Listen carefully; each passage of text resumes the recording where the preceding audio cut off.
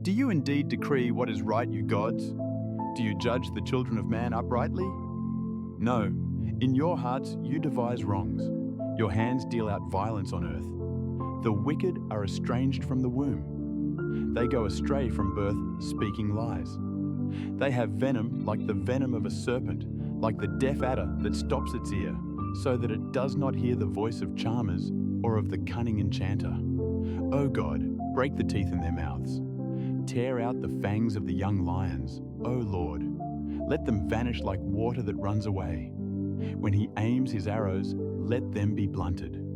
Let them be like the snail that dissolves into slime, like the stillborn child who never sees the sun. Sooner than your pots can feel the heat of thorns, whether green or ablaze, may he sweep them away. The righteous will rejoice when he sees the vengeance. He will bathe his feet in the blood of the wicked. Mankind will say, surely there is a reward for the righteous. Surely there is a God who judges on earth. This psalm is one of the more challenging and intense passages found in the book of Psalms, a collection traditionally ascribed to King David and used for worship and guidance in both Jewish and Christian worship. The psalm begins with a rhetorical question, as the speaker confronts certain individuals or groups who are referred to as gods.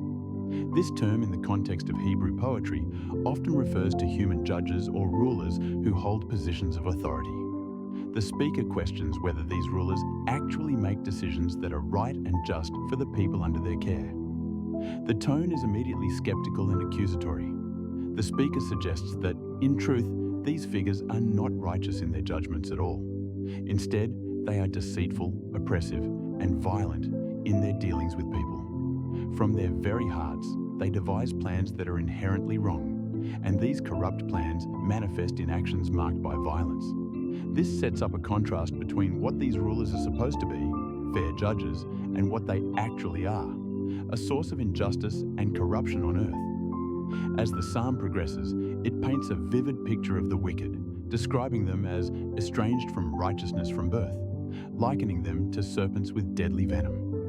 This imagery of the serpent is evocative of the danger and deceit they pose, suggesting that, almost instinctively, these wicked individuals are steeped in lies and treachery. Moreover, the simile involving the deaf adder that ignores the sound of charmers underlines the stubborn refusal of the wicked to heed wise counsel or correction, reinforcing their incorrigibility. The psalmist then shifts to a plea to God, asking for divine intervention to deal with the wicked. The request is that God would break the teeth in their mouths, a metaphor for nullifying their power and their ability to do harm. The imagery of young lions with their fangs torn out further conveys the notion of rendering these violent individuals powerless and harmless. These dramatic imageries reflect an impassioned desire for justice and the neutralization of evil. Further on, the psalm uses metaphors of flowing water, blunted arrows, dissolving snails, and a stillborn child to express the wish that the wicked would simply disappear or become ineffectual before they can cause more damage. Each image conveys a sense of transience and futility, capturing the hope that their wicked machinations will evaporate swiftly and without consequence.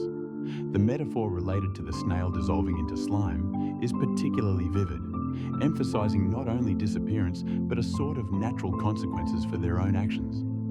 The psalmist continues with a reference to the quickness with which the wicked should be swept away, comparing their fate to a pot feeling the heat of burning thorns, a rapid, consuming fire. The use of this analogy underscores the desire for swift retribution, where the wicked face the repercussions of their wrongs before they even realize it. Shifting toward the end of the psalm, a scene of righteous celebration is depicted, where the righteous witness the downfall of the wicked. The graphic imagery of the righteous washing their feet in the blood of the wicked emphasizes the completeness of this divine justice and the vindication of those who have lived according to God's will. This motif of justice provides a stark contrast to the oppressive actions of the wicked rulers earlier in the psalm. Finally, the psalm concludes with a resounding affirmation of divine justice and order in the world. It declares that mankind will recognize that there is indeed a reward for the righteous. It reinforces the core belief that there is a divine judge who presides over the earth, ensuring that justice will ultimately prevail. This concluding affirmation provides a hopeful resolution to the intense and troubling imagery earlier in the psalm, offering assurance that evil will not endure unchallenged. Thus, this psalm moves from a cry against immediate injustice experienced by the speaker to a broader, triumphant realization of a just order under God's watchful eye. While its language and imagery are complex and at times disturbing, they serve a purpose in communicating the deep longing for justice and the inherent belief in divine accountability.